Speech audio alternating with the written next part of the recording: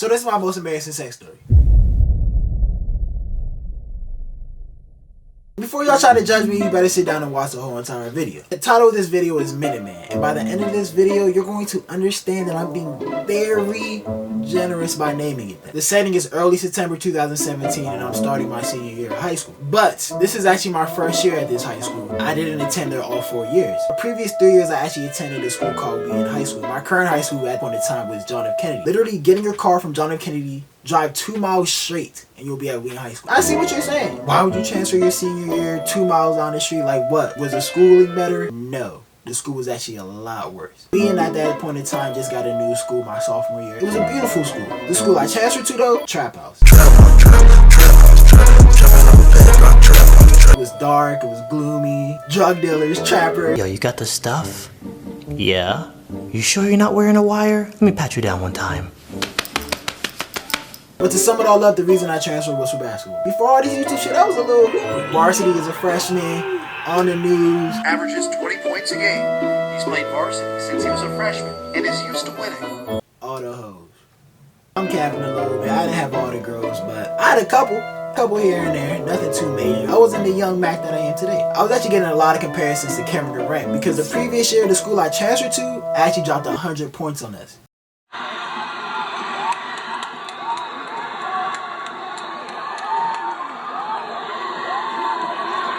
I had 25, but look, 100 was not common. High school games were 32 minutes. Typical games, 45 points, 50 points, 60 points.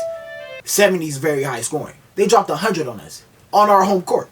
But that's beside the point. Everyone knew Dietrich. I always had a lot of friends, always knew a lot of people. So my transition from high school was pretty sweet. I had a lot of friends that went to the other school, a lot of childhood friends, a lot of people I already knew. And actually one of my closest and best friends was a star basketball player on the other team, so it wasn't a very hard decision. So fast forward to our senior year, and I'm walking down the hallway with one of my close friends, Muhammad. He was also on the basketball team. He kind of looks like Bowie G from Phineas and Ferb. I love this kid. This is my nigga, right? He's very clutch. And you gonna come to find that out in this video. We're walking down the hallway, and I spot a girl that I thought was kind of cute. For confidential purposes, we gonna name her Roxanne. I don't even know Roxanne, so just cut. So I tag Muhammad. I'm like, hey, she's cute. Who that? He's like, that's Roxanne. I actually know her. I could put you on if you want me to do that. I'm like, nah. I just thought she was cute, so I was just acknowledging it. I just brushed it off. Couple hours later, I'm at home chilling, playing Fortnite. Then my phone goes off. It was a Twitter notification. Muhammad mentioned me in the tweet. Mind you, I'm chilling, minding my business, doing what real niggas do. He tweets this. Yo, at Roxanne, my friend at Dietrich is very shy. And he thinks you're cute. Don't be shy, bro. So I'm like, this nigga mama. I'm sitting there in awe, in disbelief. What are my eyes seeing? On the timeline for everyone to see. In my head, I'm just like, I gotta smack the shit out this nigga. I gotta smack some sense into him. He obviously thinks he's the Middle Eastern Cupid or something, so I gotta get him out of this fantasy world that he's living. But I got bigger issues to address first. He's a very nice guy that I was at the time. I sent her the tweet in her DMs. I apologize for my friend's wildness. He's being very OC for no reason. She said, honestly, I just saw this. It's fine. Okay, cool. We ended up following each other. Thought everything was cool. A couple hours go by, and she tweeted this. I actually find him attractive. I don't find too many people attractive. So I kind of thought this tweet was about me, but I wasn't 100% sure. So I did what any nigga would do. I sent the tweet to her DMs. Wow. That's all you said, bro? Wow. But look, back then, that was a lot of game. A wow could take you a lot of places. That could do a lot of damage. I was a young grasshopper. I was earning my strike. What you mean, wow? I was just messing with you since Momo was trying to put me on and you found someone else attractive. How you know it's someone else? I could be talking about you. At this point, I already knew I was in there. Young Drake did it again. I'm Young Draco, man. Fuck that shit. Oh my god. I was thinking of wedding venues, the guest list, etc., etc. Were you? Honestly, yes, but you weren't supposed to know that. I was not supposed to know that. I thought Momo was joking, playing with what he said. I told Momo that you were cute, he just wasn't supposed to tell you. And then adding you on Twitter, but it's straight. See, the whole cute thing, I thought he was just playing. I was like, nah, you're gorgeous. Text me. She said, thank you. Number. To send the Thunder home. Lillard, long range three, and it's good! At the buzzer! Damian Lillard! Are you kidding me? Look, I was feeling myself at this point. The young Dre goes back on top. Now this is where shit gets real. Fast forward a couple weeks later, we're texting, we're hanging out here and there. And one night I'm just feeling a little book. We're flirting over text. Come through tomorrow. I got the free crib throughout the day. My family doesn't come back till the evening. We have school the next morning. You're not a real nigga if you never skip school to go get some. Now I'm a young grasshopper just trying to earn my stripes. I'm trying to be a real nigga. Every senior miss a couple classes. I actually had a friend that missed probably 200 classes his senior year and still graduated. This nigga Damien is about to LC every fucking class and his phone's about to die. So I convinced her to skip school with me. She agreed. But there was one problem. I had to figure out a way for her to get to my house in the morning. Neither of us drove at the time. She wasn't taking a bus from her house to my house. It was too far. So I hit up my good man's Muhammad. The plan was simple. I'll wait at home. She'll take the school bus to school. Muhammad would be there to pick her up, drop her off at my house, and he'll proceed to go to school. My man Muhammad came through. I'm excited. The plan is very thorough. I feel like the professors from Money Heist. Mi sono alzato, bella ciao, bella ciao. Mattina mi sono alzato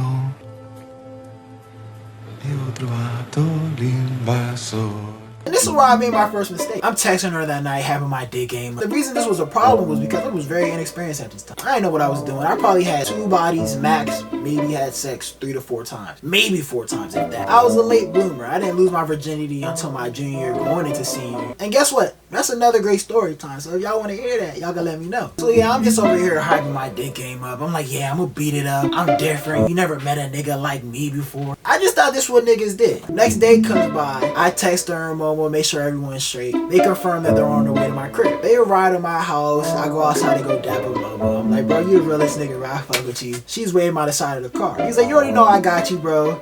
Go ahead and do your thing. And he gave me that look. Now every real nigga knows what that look is. You know when you see your boy and you with a girl. Y'all know what y'all about to get into, but you can't make it too hot or too obvious. You just play it all cool. In my head, I'm like, bro, you already know what I'm about to do. You don't even gotta worry about me, bro. So Momo pulls off, we go in my crib. I'm making some breakfast, we're watching Netflix, chilling on my couch. Some time passes by, I'm like, alright, cool, I gotta make my move now. So I'm just laying down the foundations. For girls, sex is more mental than it is for niggas. They can look at a bottle of Clorox wipes and get hard. So I'm touching her in all the right spots, I'm playing with her hair, blah, blah, blah, and so forth. One thing leads to another, we're making out. And I can't get into too much detail, because this is YouTube. Go ahead and use your imagination. We go to my room, and in my head, I'm like, I'm about to beat this joint up. I have to. I was talking all that shit yesterday. I gotta make a great first impression. I'm all about first impression. So like I said, this is YouTube, so I'm gonna try to keep it as PG as possible. So you know, foreplay, blah, blah, blah. And she reaches into my pants. I am ready at this point. Like, I am very ready at this point. Like, a little too ready at this point. You get what I'm saying? Barely even 10 seconds go by. My kids are ready to go out for recess. 1 stroke, 2 strokes.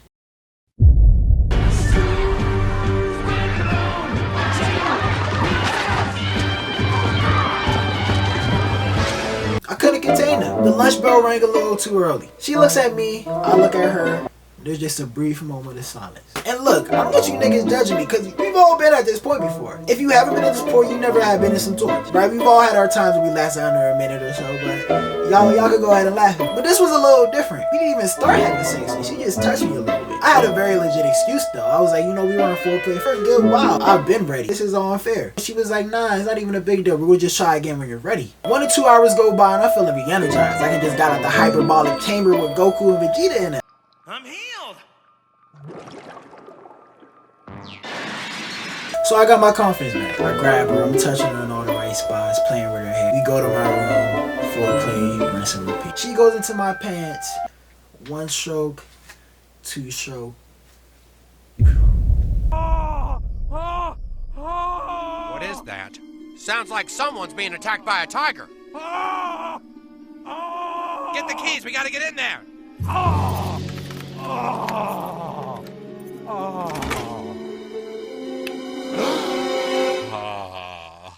I couldn't contain it. I'm in disbelief. I can't believe what's going on. She throws her hands up in the air, sucks her teeth. I'm still in disbelief. So I'm just sitting in the corner of the bed. I'm like, bro, what is happening right now? She sees I'm hurting and she starts laughing. I'm like, this is not a laughing matter. Nothing about this is funny. There's obviously something wrong with you. She starts comforting me. She's like, it's not a big deal. It happens. Blah, blah, blah. And this is where she fucked up. Don't try to, it's not a big deal me. It happens me. I'm a man at the end of the day. You're not about to play me like I'm a boy. My pride is too big. My ego is too strong. I played the victim. It's not my fault your hands are made out of gold. I don't know what kind of little techniques you're doing. It's your fault. You're a devil. You need to get out of my house. So I kicked her out of my crib. You're not about to try to play me like I'm a boy or something. So now I ain't kick her out of my crib, but we laughed it out. We started talking about it. And then now that I look at it, it's not the biggest deal. It's still pretty different, I guess. I don't know if that's the word to use, but it was just unusual. Ever since then, I never had my dick game up. I don't want you to come in with any expectations. I don't know if I'm gonna give you 2 minutes or I'm gonna give you 2 seconds, right? So I want you to come in with no expectations. After she left, I was Googling shit. This is when I found out about premature ejaculation. I was like, this better not be me. But I grew up a little bit, got some more experience under my belt, and I just learned, bro. You know, I read books and shit. I'm a little more wiser now, so I got all the tips and tricks to last. So, you know, if you need so many tips and tricks, you can hit me up in my DMs. Go ahead and follow me on Instagram and Twitter. The main takeaways from this video I'm gonna say are, don't hype your shit up until you are very experienced. Be yourself, have real niggas around you 24/7. I want y'all to comment the shortest time you ever lasted or someone that's lasting on you if you're a girl. Cause I know I'm gonna get some remarkable time, some shit under a minute or some 2 minutes. Cause if not, you either don't got the torch or you never been in some torch. But nah, I hope y'all like the story time. Get this video to 100 likes. I'll tell the story time when I was homeless for some pussy. That story time is also very funny. And I'll get that out to y'all by next Sunday. So give me 100 likes in 24 hours, I'll do that. Hope y'all enjoyed the video. Make sure y'all safe out here. Much love, y'all. Make sure you subscribe to the channel if you're not already. Be safe. Rule number 1, please never try where you stay. 2, then get a Glock in the safe. 3, don't let the plug meet the play. If your homie look hungry, then make him a plate. 4, on the phone, watch what you say. 5, you talk to a man, look a man in his eyes. Disrespect from a man, then that man gotta die. If they take one of yours, it's an eye for an eye. These 7.62 send that boy to the sky. I cook up a brick, hit it, I chop it down with a razor. Shut up, bitch, we gon' get to this paper.